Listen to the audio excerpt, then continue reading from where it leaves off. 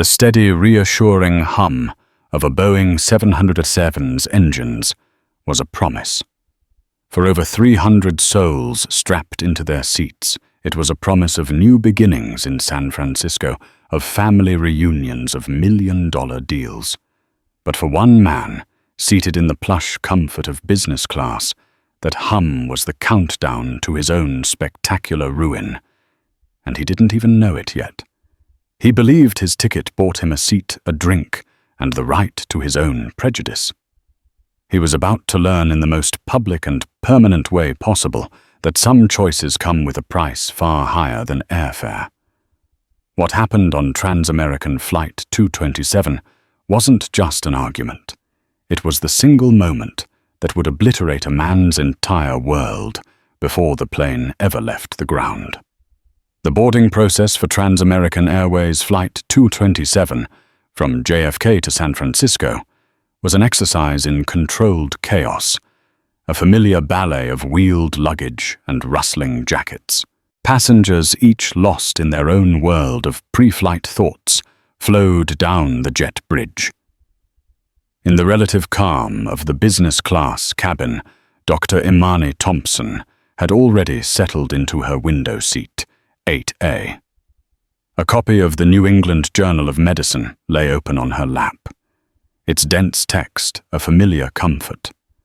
The subtle scent of leather and the quiet murmur of fellow passengers formed a cocoon of anonymity she cherished. At 42, she was a leading cardiothoracic surgeon on her way to deliver the keynote address at a major medical technology conference.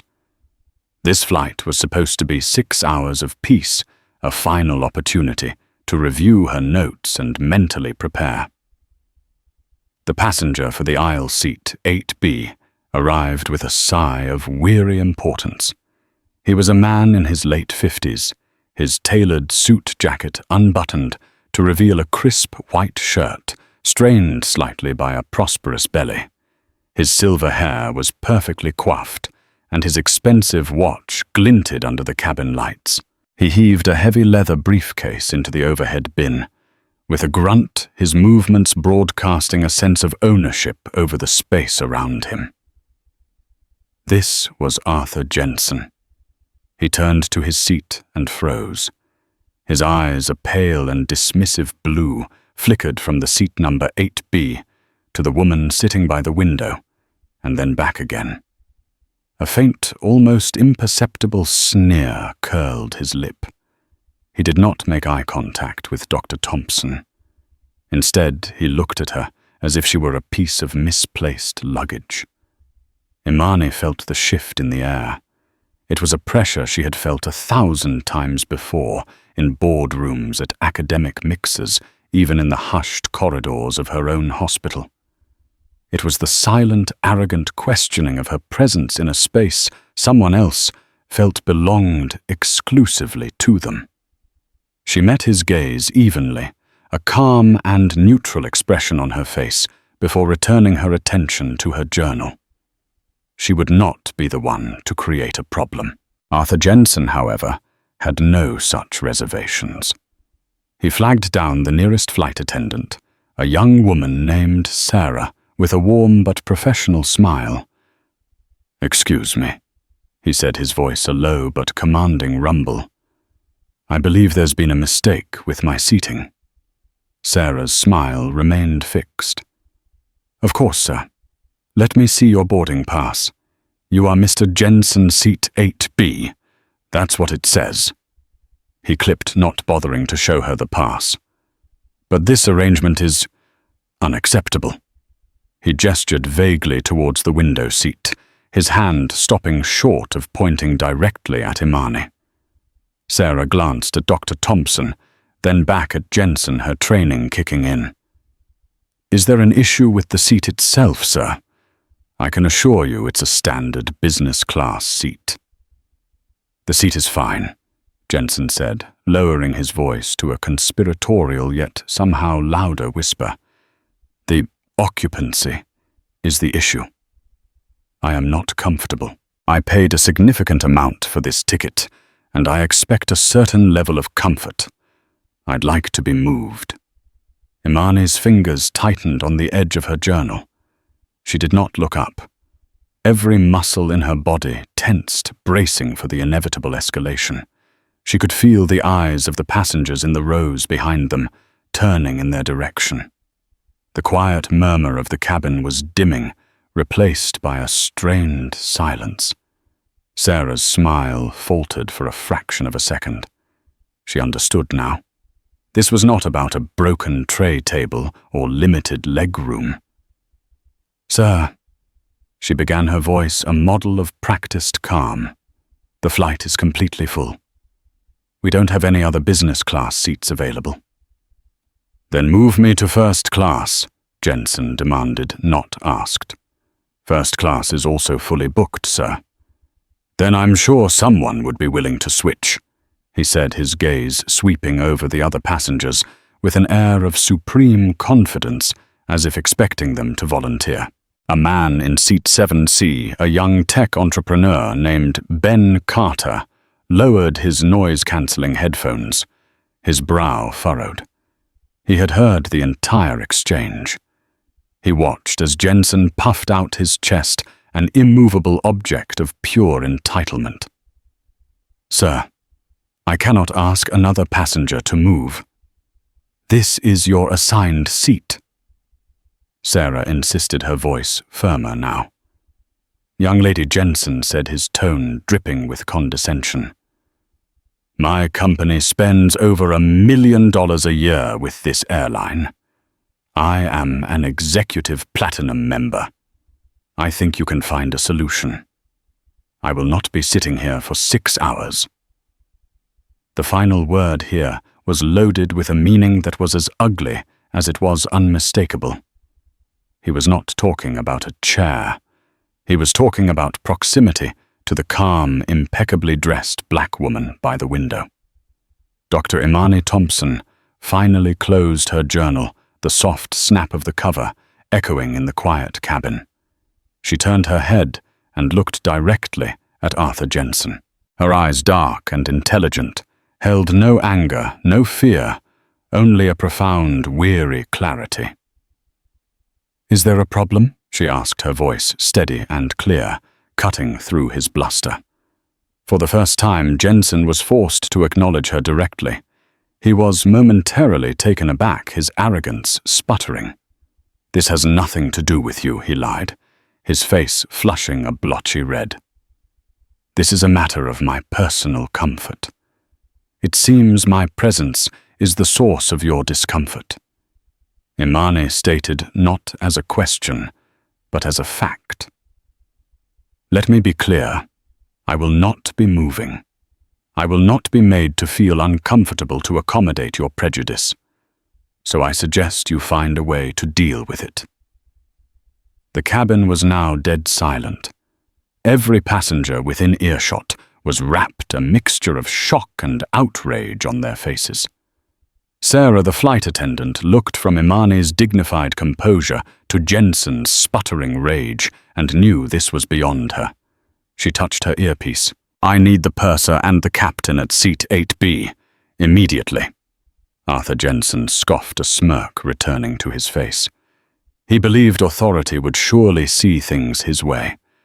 He crossed his arms and stood his ground, a self-appointed king, refusing to be seated next to a person he had already judged and condemned in the silent, wretched courtroom of his own mind.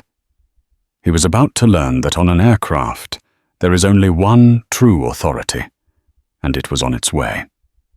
The 5 minutes it took for the captain to arrive felt like an eternity. The air in the business class cabin was thick with a palpable tension. Passengers whispered amongst themselves, casting furtive, angry glances at Arthur Jensen, who remained standing in the aisle, a monument to his own arrogance. Dr. Imani Thompson had reopened her journal, but it was a prop. Her mind was racing, replaying a lifetime of similar, smaller aggressions, yet she projected an aura of unshakable calm. She refused to give him the satisfaction of seeing her rattled. Ben Carter, in 7C, the young man with the headphones, had surreptitiously positioned his phone on his lap, The screen dimmed and started recording audio. He'd grown up with stories from his grandparents about the civil rights movement, tales that felt like history. Now history in its ugliest form was unfolding 2 feet away from him. First to arrive was the purser, a stern-faced man named Michael, but Jensen waved him away dismissively. I asked for the pilot, not his assistant. A moment later, a man with silver at his temples and 4 gold stripes on his epaulets appeared. He moved with an unhurried, deliberate confidence that commanded immediate respect. This was Captain David Harris, a 25-year veteran of the skies, a man who had flown F-16s over deserts before taking the helm of commercial airliners. He was calm, but his eyes, which had seen storms both meteorological and human, missed nothing. "Good afternoon, Captain Harris," said his voice even and devoid of emotion. He addressed the flight attendant first. "Sarah." "What's the situation, Captain?" Sarah explained, keeping her voice low and professional. "This is Mr. Jensen's seat 8B. He is refusing to take his seat." Captain Harris turned his steady gaze to Jensen. "Is there a problem with the seat, sir?" "There is a problem with the seating arrangement," Jensen repeated, emboldened by the arrival of what he perceived as a fellow man of authority. "As I've explained, I am not comfortable. I pay for a premium experience, and this is not it. I demand to be moved." The captain's eyes flickered for a brief second to Dr. Thompson, who met his gaze with quiet dignity. He saw the medical journal, her professional attire, and the absolute lack of provocation in her demeanor. He then looked back at Jensen. "Sir, I understand you've been informed that the flight is completely full." "There are no other seats," Captain Harris stated simply. "Then somebody needs to be moved. I don't care who." "I won't sit there," Jensen insisted, finally gesturing directly at Imani. "I don't know where she is from, but I have a right to a comfortable flight, and I'm not going to get it sitting next to her." The undisguised racism hung in the air, thick and poisonous. A collective gasp went through the cabin. Ben Carter's thumb tightened on his phone. Captain Harris did not raise his voice. He did not argue. He simply drew a line. "Sir, let me be perfectly clear. On this aircraft, we have a code of conduct. We are a community, and we treat each other with dignity and respect. That is not a request. It is a requirement for travel with this airline." He paused, letting his words sink in. "The passenger in seat 8A, Dr. Thompson, is a ticketed passenger, same as you. She is in her assigned seat. You are currently standing in the aisle, delaying the departure of this aircraft and causing a disturbance for over 300 other people." Jensen's face darkened with fury. "How dare you? Do you know who I am? I'll have your job for this. My name is Arthur Jensen of Jensen. Strategic Consulting. I'll make one phone call and your career will be over." The threat meant to intimidate had the opposite effect. Captain Harris's expression hardened, the last vestige of customer service politeness vanishing, replaced by the unyielding authority of a commander. "Mr. Jensen," the captain said, his voice now like ice. "The only name that matters on this aircraft right now is mine, Captain Harris. And the only thing that matters is the safety and security of my passengers and crew. Your behavior is a threat to that security. You are creating a hostile environment." He took a small step closer, his presence seeming to fill the entire aisle. "You have 2 options. The first is you take your assigned seat 8B, apologize to Dr. Thompson for your disruptive behavior, and we can all continue on to San Francisco. You will remain quiet and respectful for the duration of the flight. That is your only chance to get to your destination today on my plane." Jensen stared, his mouth agape, utterly incredulous that he was being reprimanded. And the second option, he spat. Captain Harris didn't hesitate. The second option is you collect your bag from the overhead bin, and I escort you off my aircraft right now. The ultimatum was absolute. For a moment, Jensen seemed to grasp the reality of his situation. He glanced at the cockpit door, then at the faces of the passengers, now staring at him with open contempt. He looked at Dr. Thompson, who watched him with an unnerving, analytical calm, as if he were a specimen under a microscope. His pride, his arrogance, and his deep-seated prejudice were at war with the simple logistical need to get to San Francisco for a career-defining meeting he had on Monday morning. His ego won. "This is outrageous," he blustered. "An absolute disgrace. I am a paying customer." "You were captain," Harris corrected him, his voice final. "But your money does not purchase you the right to abuse other passengers. We are done here." He turned to Michael the purser. "Please assist Mr. Jensen with his bag." He then looked at Jensen one last time. "Sir, come with me. You are no longer a passenger on this flight." The finality was stunning. Arthur Jensen stood for a moment in stunned silence, his face a mask of disbelief. He had played his highest card, his status, his wealth, his perceived superiority, and it had been rejected. The pilot, the ultimate authority in this metal tube, had not just refused to bow to him, he had erased him from the equation entirely, with a sputtering, incoherent threat of lawsuits and ruin. Jensen wrenched his briefcase from the overhead bin, bumping another passenger without apology, and followed Captain Harris towards the front of the plane, his grand exit.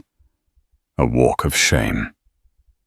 As he passed the entire business-class cabin, in a spontaneous, unified act, erupted into applause. It was not loud or raucous, but a firm, rolling clap of support for Dr. Thompson and for the captain's decisive action. Captain Harris paused at the cabin door, turned back and made eye contact with Imani.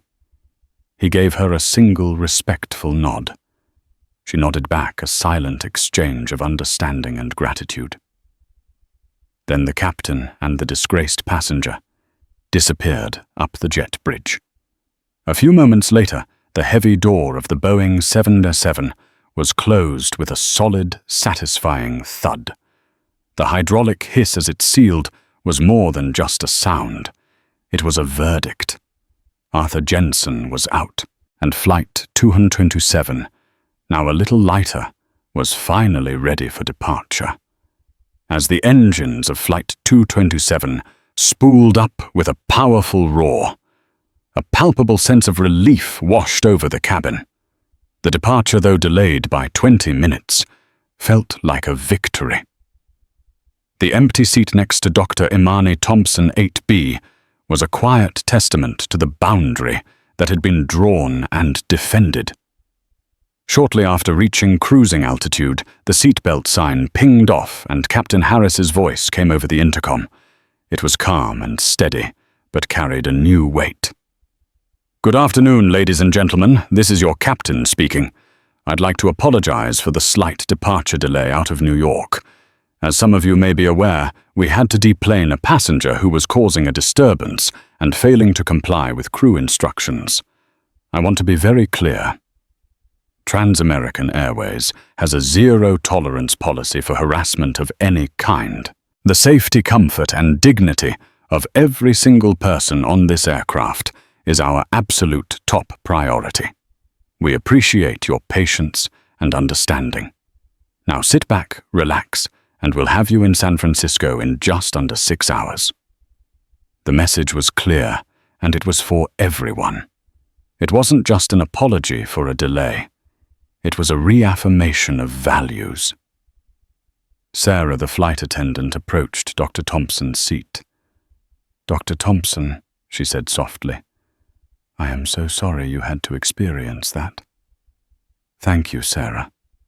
"You handled it perfectly," Imani replied, her voice filled with genuine appreciation. "And please extend my deepest thanks to Captain Harris." "I will," Sarah promised. "Can I get you anything? A glass of champagne, perhaps?" "It's on the house." Imani smiled, a real smile this time. "That would be lovely. Thank you." For the rest of the flight, a subtle but significant change occurred. Passengers would catch her eye and offer a small, supportive smile. The man in 7C Ben Carter leaned over as he passed on his way to the restroom. "I'm glad the captain did that," he said quietly. That was not okay. Dr. Thompson was treated not as a victim, but as a respected figure who had weathered an ugly storm with immense grace. She spent the flight as she had intended, reviewing her notes, but her mind occasionally drifted. The incident had been vile, but the response from the crew, from the other passengers, was a powerful antidote. It was a reminder that for every Arthur Jensen, there were dozens of people who believed in common decency. Meanwhile, 35,000 feet below Arthur Jensen's world was beginning to unravel. He had been met at the gate by airline security and a port authority officer. He had screamed, threatened, and name-dropped, but it was like shouting into a void.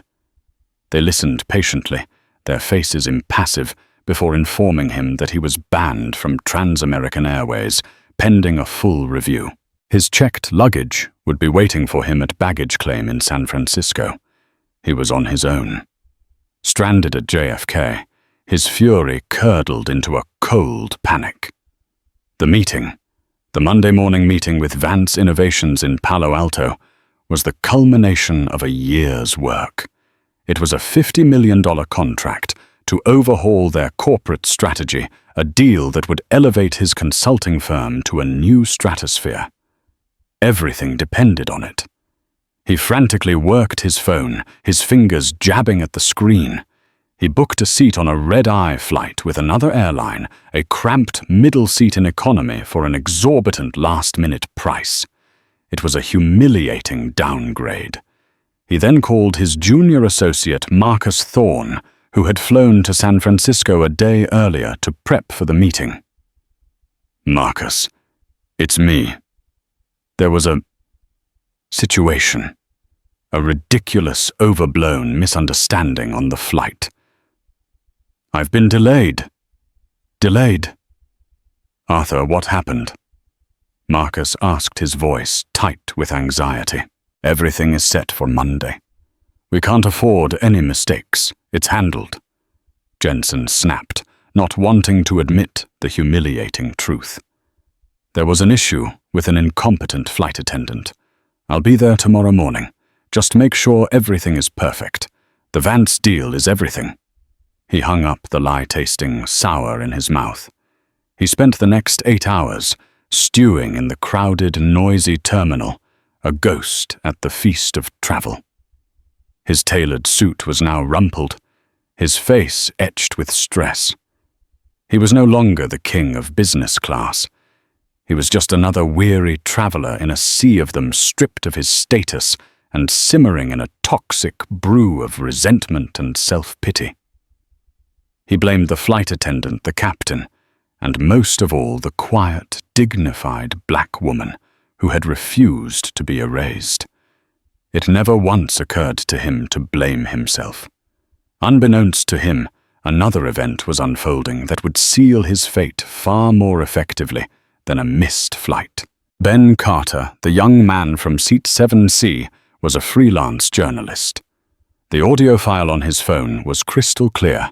He had captured Jensen's entitled demands, his racist undertones, his threats to the captain, and the final glorious round of applause. Upon landing in San Francisco, Ben connected to the airport Wi-Fi. He typed up a quick, factual account of what had transpired, attached the audio file, and sent it to the editor of a popular online news aggregator, known for breaking viral stories. He titled the email, "Exclusive Audio Racist Passenger Kicked Off, Flight After Refusing to Sit Next to Black Woman. Pilot Hailed as a Hero." The editor opened the file, listened for 30 seconds, and knew he had gold. Before Arthur Jensen's red-eye flight had even begun its taxi to the runway back in New York, the story was live, and the tremors of his actions on the ground were about to become a full-blown earthquake. The internet moves at the speed of outrage, and the story of Flight 227 was pure jet fuel. By the time Arthur Jensen's cramped red-eye flight was somewhere over Nebraska, the story was the #1 trending topic on Twitter. The news article featuring Ben Carter's anonymized account and the damning audio spread like wildfire. The audio was the key. Listeners could hear the sneering entitlement in Jensen's voice, his undisguised disdain when he said sitting next to her, and his impotent fury as Captain Harris laid down the law. The clapping at the end was the perfect cathartic finale. The airline's PR department, initially on the defensive, was swamped with positive messages. Captain David Harris was lauded as a hero. "Nahad Fly Trans-American" and #Captain Harris is my pilot began trending. The airline quickly released a formal statement. "We are incredibly proud of the decisive and principled actions of Captain Harris and the entire crew of Flight 227. Trans-American is committed to providing a safe and respectful environment for all passengers. The behavior exhibited by the deplaned individual is not and never will be welcome on our aircraft." But the internet wasn't just interested in the hero. It was obsessed with finding the villain. Jensen had made a critical mistake in his rage. He had announced his full name and the name of his company. "My name is Arthur Jensen of Jensen Strategic Consulting." Amateur sleuths on Reddit and Twitter had it within minutes. A quick search pulled up his company's website, a generic corporate affair boasting of synergistic growth strategies and disruptive innovation. It featured a prominent, smiling photo of Arthur Jensen himself. It was a perfect match for the man passengers had described. The floodgates opened. His company's Yelp and Google review pages were carpet-bombed with 1-star ratings. The comments were brutal, "Hired them to consult on our company." The primary strategy was apparently to ensure black people don't sit next to you. Jensen. Strategic Consulting. Specializing in hostile takeovers and hostile cabin environments. If you want to bankrupt your company's reputation, hire Arthur Jensen. His professional LinkedIn profile was inundated with messages of scorn. Memes began to appear, his corporate headshot photoshopped onto a Karen haircut, or sitting alone in an empty airplane cabin with the caption, "Finally comfortable." Back in San Francisco, Marcus Thorne woke up on Saturday morning to his phone vibrating off his hotel nightstand. He had over 50 missed calls and hundreds of text messages. He opened a news alert, and his blood ran cold. He listened to the audio, hearing his boss's familiar, arrogant voice seal their doom. He frantically called Arthur, who was still in the air, unreachable. The $50 million Vance Innovations deal wasn't just in jeopardy. It was vaporizing before his eyes. Vance Innovations was a notoriously progressive Silicon Valley company, famous for its diversity and inclusion initiatives. Their CEO, Eleanor Vance, was a revered figure in the tech world, a woman known for her sharp mind and even sharper ethics. There was no way she would do business with a man who had just become the public face of corporate racism. When Arthur Jensen's red eye finally landed at SFO, he was exhausted, disheveled, and utterly oblivious. He turned on his phone as he walked down the jet bridge, expecting a few anxious messages from Marcus. What he received was a digital tsunami. His phone buzzed and chimed relentlessly, an avalanche of notifications from his email, social media, and news apps. He stared at his screen, his face draining of all color. He saw his own name in headlines. He saw the memes. He saw the comments. He clicked on the audio link and heard his own voice stripped of its context of power and laid bare for the world to hear, as the pathetic, prejudiced rant it truly was. He stumbled into the terminal, the anonymous traveler of the night before, now the most infamous man in the country. People were staring at him. He heard someone whisper, "That's him. That's the guy from the plane." He ducked his head, his heart pounding in his chest.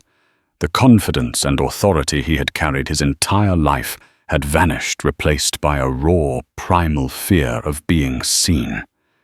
He pulled his collar up and rushed towards the baggage claim, desperate for the sanctuary of a taxi. But there would be no sanctuary. His phone rang. It was Marcus. "Arthur." "It's a catastrophe," Marcus said, his voice a panicked whisper. "It's everywhere. I've been trying to call you for hours." I see that Jensen rasped his own voice, sounding foreign to him. "Arthur, Eleanor Vance's office called. They cancelled the Monday meeting." The words hit Jensen like a physical blow. He stopped in the middle of the crowded terminal, the world spinning around him. Cancelled. Did they give a reason? They didn't have to. Arthur Marcus almost screamed into the phone. "The reason is on every news site in the world." Her assistant just said, and I quote, "Ms. Vance will not be conducting business with Mr. Jensen now or ever." "Arthur, we're ruined. The firm is ruined." The call ended. Jensen stood motionless, the cacophony of the airport fading into a dull roar in his ears. He had lost the deal, but the full scope of his karma was only just beginning to dawn on him. He hadn't just lost a contract. He had lost his name, his reputation, and the very foundation of the world he had built for himself. And in the back of his mind, a single haunting image began to form, the calm, composed face of the woman in seat 8A. A woman whose name he hadn't even bothered to learn, Dr. Imani Thompson arrived in San Francisco, feeling refreshed and vindicated. She checked into her hotel, the Fairmont, on Nob Hill, and spent the day finalizing her presentation. She was aware of the burgeoning news story. Friends and colleagues had been sending her links all day, but she tried to keep a professional distance from it. She had been the catalyst, but the subsequent explosion was about Arthur Jensen and the world he represented, not her. She was a surgeon, a scientist. Her focus was on the conference, on the intricate dance of saving lives, not on the downfall of one hateful man. On Sunday, the day before her keynote, she received an unexpected email. The subject line read, "Urgent and confidential request from Eleanor Vance." Imani's brow furrowed. Eleanor Vance was a legend.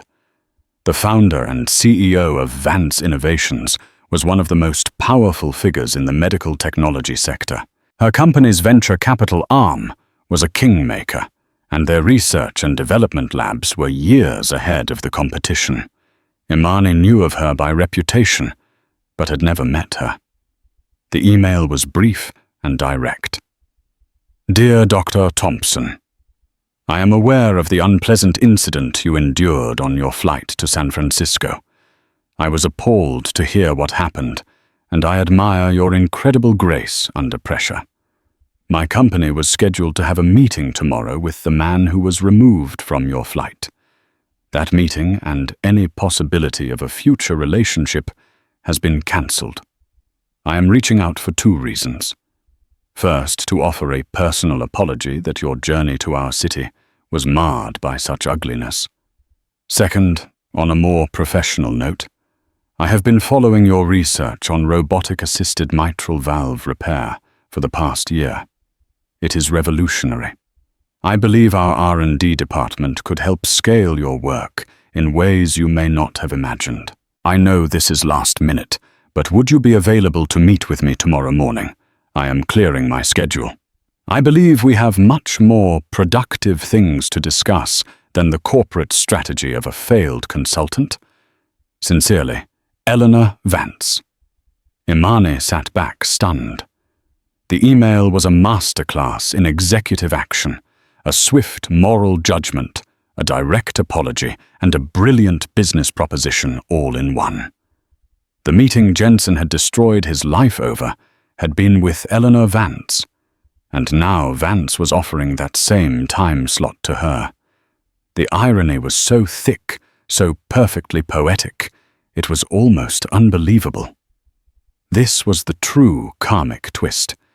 It wasn't just that Jensen had lost a deal.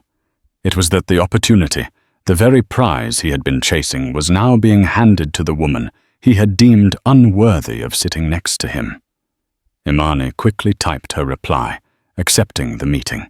Meanwhile, Arthur Jensen was holed up in a cheap airport hotel, a far cry from the four-seasons suite his company had booked for him. He had spent the last 24 hours in a self-pitying spiral fielding furious calls from his few remaining clients, all of whom were terminating their contracts. His business partners were discussing how to dissolve the firm and salvage their own names from the wreckage of his reputation. His wife had called weeping, telling him reporters were camped outside their Connecticut home. But in his delusion, he clung to one last desperate hope. He believed that if he could just get in a room with Eleanor Vance, he could fix it. He was Arthur Jensen, the master persuader, the consultant who could spin any narrative. He would apologize, grovel, explain it as a misunderstanding, a moment of extreme stress. He refused to accept that the door was closed. On Monday morning, he put on his last clean suit, a metaphorical suit of armor for his final battle. He took a taxi to the gleaming futuristic campus of Vance Innovations in Palo Alto. He didn't have an appointment, but he was counting on his sheer audacity to get him through the door. He walked into the vast, light-filled lobby, a cathedral of glass and steel. He strode to the reception desk, projecting a confidence he no longer felt. "Arthur Jensen here to see Eleanor Vance," he announced. The receptionist, a young, impeccably professional man, looked at his screen. "I'm sorry, sir, I don't have a meeting scheduled for you." "I know. It's an urgent, unscheduled matter. Please just tell her that I'm here. She'll understand." The receptionist's eyes flickered with a hint of recognition. He'd seen the news, of course. Everyone had. "I'm sorry, sir. Miss Vance's schedule is completely booked. She is not available." Just then, the main elevator doors chimed and slid open. Out walked two women, deep in conversation. One was Eleanor Vance, her silver hair cut in a sharp, elegant bob, her presence radiating intelligence and power. The other was Dr. Imani Thompson. Time seemed to slow down for Arthur Jensen. He watched as Eleanor Vance, the woman who held the key to his professional salvation, laughed at something Dr. Thompson had said. The two women walked together, a portrait of collaboration and mutual respect. They were the future he had tried to secure, and they were walking right past him. Imani saw him first. Her stride didn't falter. Her expression remained neutral, but her eyes held a flicker of recognition, not of malice, but of a sad, concluded chapter. She had moved on. Her world had expanded while his had collapsed into this single, desperate moment in a corporate lobby. Then Eleanor Vance saw him. Her warm expression vanished, replaced by a look of glacial disdain. She stopped, turning to face him fully. "Dr. Thompson, stood quietly by her side. "Mr. Wu, Jensen." Eleanor said, her voice cutting through the lobby's quiet hum. "You are trespassing. I believe my assistant made it clear we have nothing to discuss." Desperation clawed at Jensen's throat. "Ms. Vance, please," he begged, his voice cracking. 5 minutes. That's all I ask. What you saw online, it was a misunderstanding, a terrible out-of-context moment. It's not who I am." Eleanor Vance took a step forward, her eyes boring into him. "Out of context. I listened to the audio, Mr. Jensen. I heard you threaten a decorated pilot.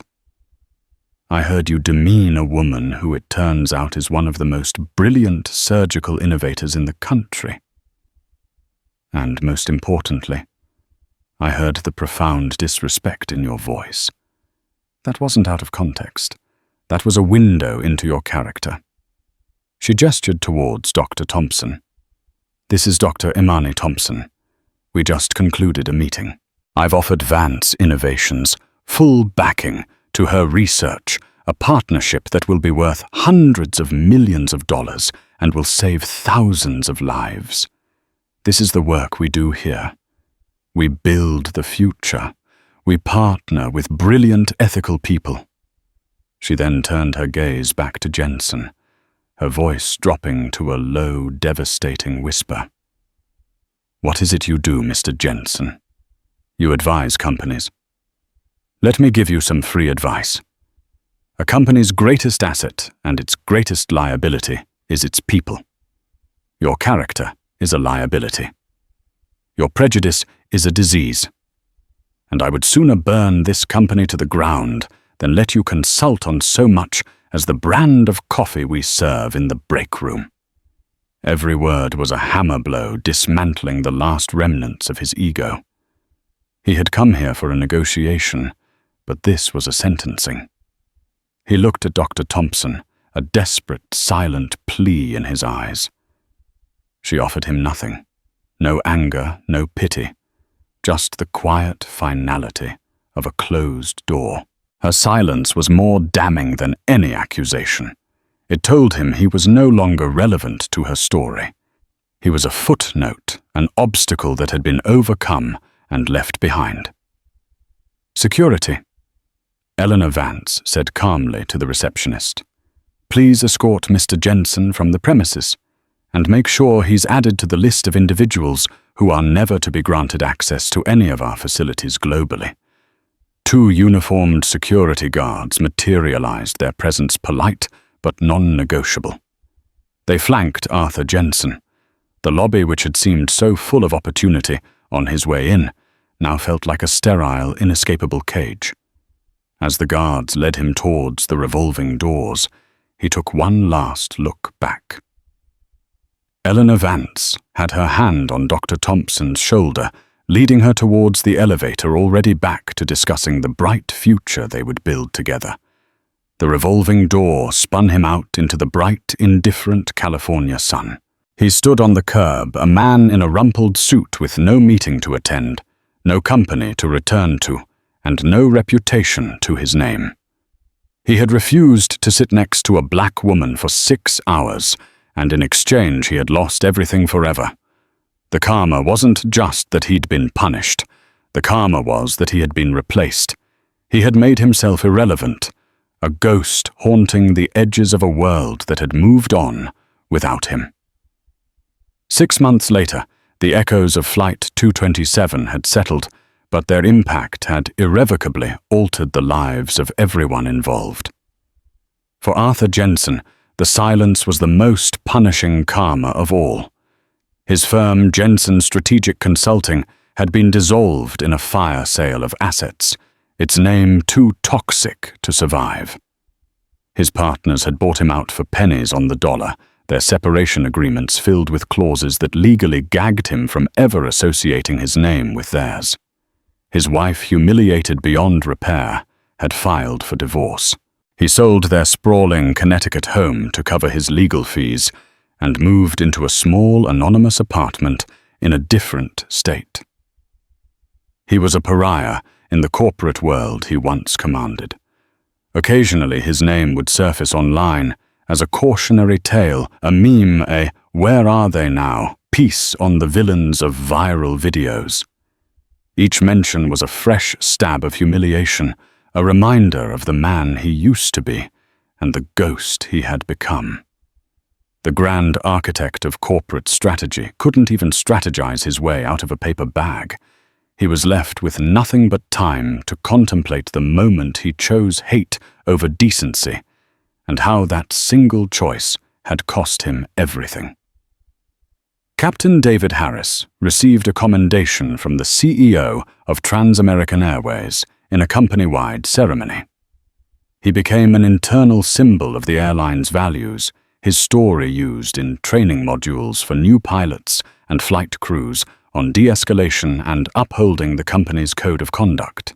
He never saw it as an act of heroism, but simply as his duty. In an interview for the company's internal magazine, he said, "The cockpit of an airplane is the great equalizer. On that plane, everyone is equal and everyone deserves respect. My job is to make sure the aircraft is safe, and that safety isn't just mechanical, it's human. We landed safely in San Francisco, and that's all that matters." Ben Carter, the freelance journalist who recorded the audio, sold his story and the exclusive recording for a substantial sum. He used the money to fund a new investigative journalism startup focused on exposing stories of social injustice. His quick thinking on the plane had not only launched his career, but had given him a profound sense of purpose. And Dr. Imani Thompson was thriving. Her partnership with Vance Innovations had accelerated her research by a decade. They had equipped her with a state-of-the-art lab and a team of the brightest engineers in the world. The Thompson-Vance procedure, a new minimally invasive robotic technique for heart valve surgery, was already in clinical trials and showing results that were nothing short of miraculous. She had become one of the most celebrated figures in medicine, not because of the incident on the plane, but in spite of it. The world now knew her for her brilliance, her innovation, and her life-saving work. She rarely thought of Arthur Jensen, but sometimes when she was flying, always in business class, often at the invitation of conferences that now clamored for her to speak, she would look at the empty seat beside her and feel a quiet sense of gratitude. Not for the ugliness she had endured, but for the profound and powerful reminder that followed that a single act of decency can be more powerful than a lifetime of prejudice. The world had tried to make her small, to confine her to a space defined by someone else's hate. Instead, the universe had responded by giving her the sky. A year can be a lifetime.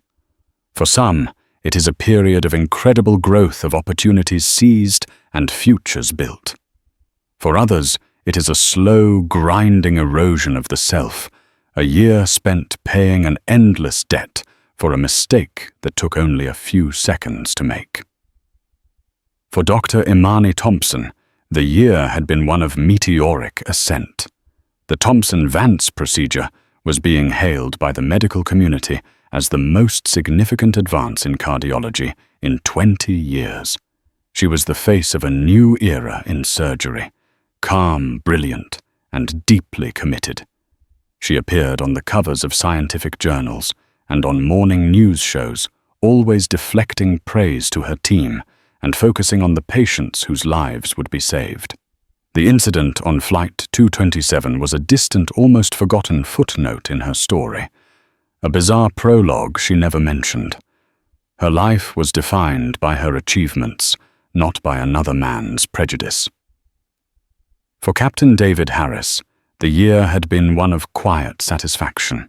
The JFK incident, as it came to be known within the airline, had led to the formal implementation of the Harris Rule, a company-wide policy that empowered all crew members from the captain to the newest flight attendant to deplane any passenger exhibiting discriminatory or harassing behavior without fear of repercussion. It was his proudest legacy, even more than his perfect flight record. He was the same man he'd always been, professional, principled, and dedicated to the quiet, immense responsibility of his job. For Arthur Jensen, the year had been a descent into a quiet, threadbare hell.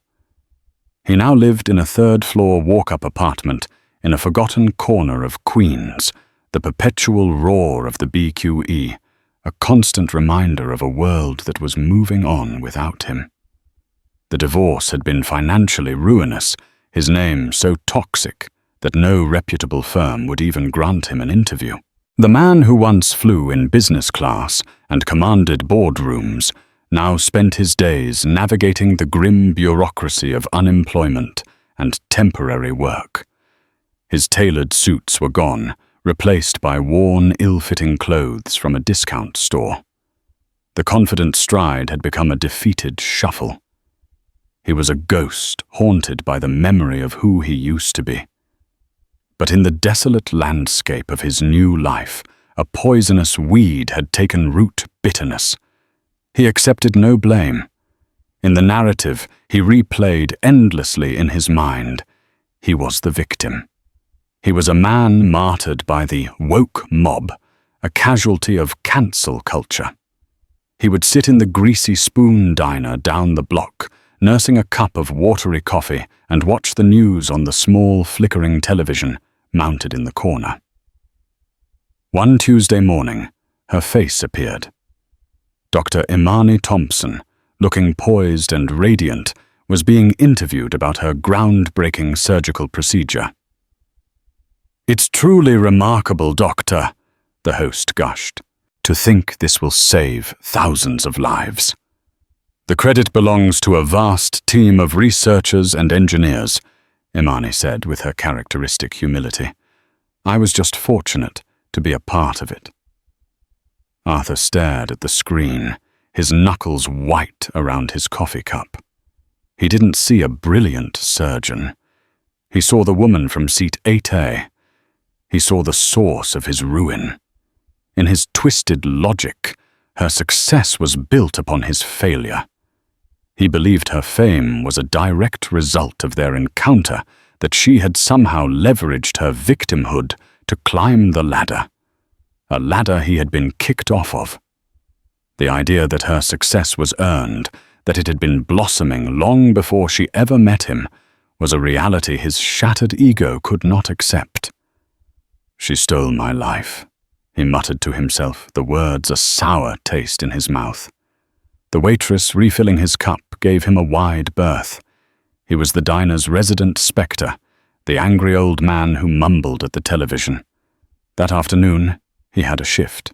His latest temp job was as a dispatcher for a budget airport shuttle service. A humiliating gig that had him working from a small, windowless office on the periphery of JFK, the very airport where his life had derailed.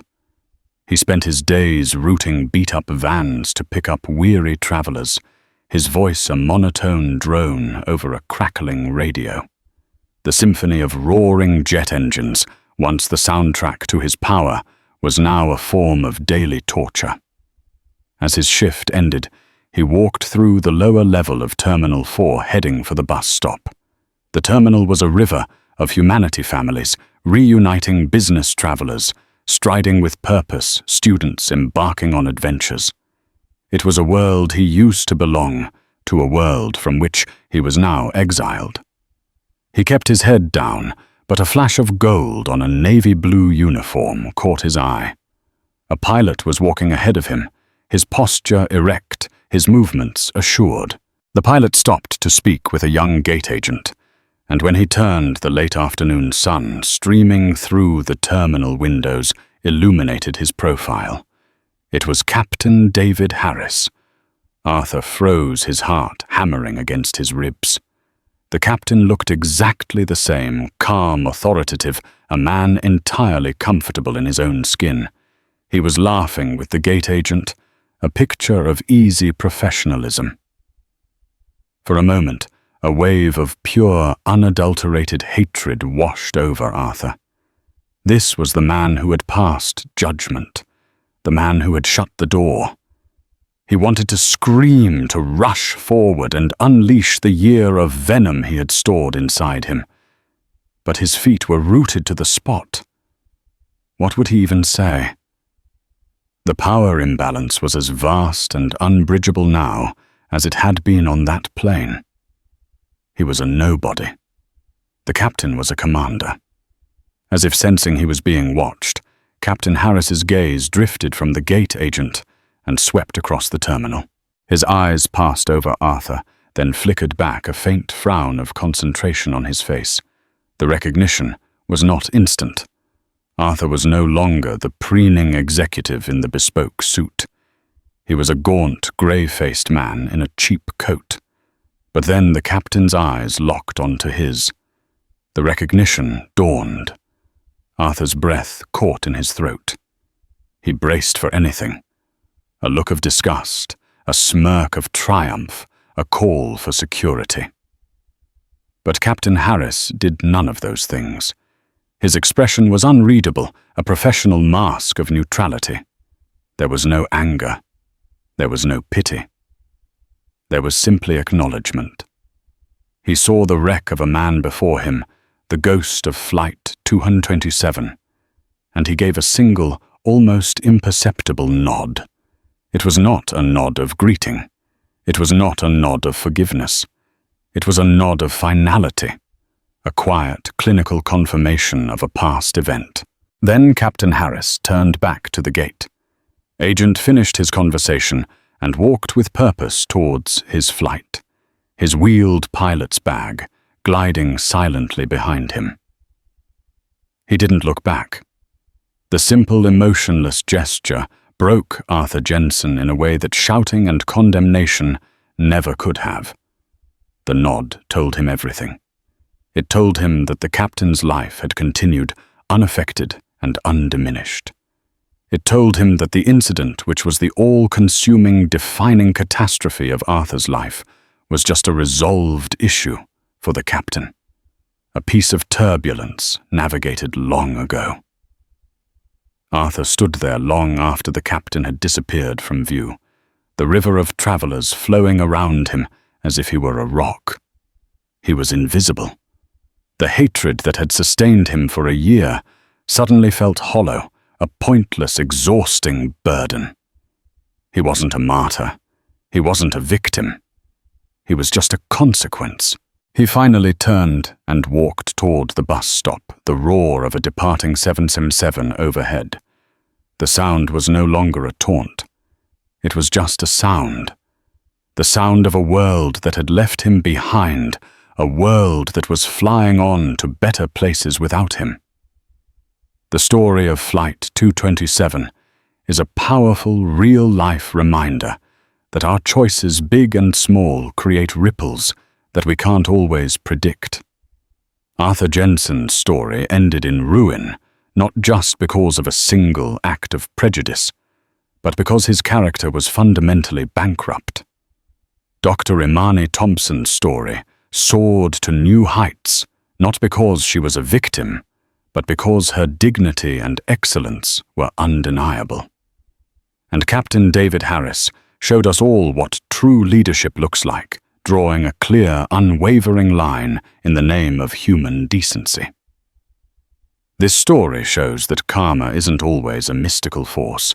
Sometimes it's just the logical and public consequence of our own actions.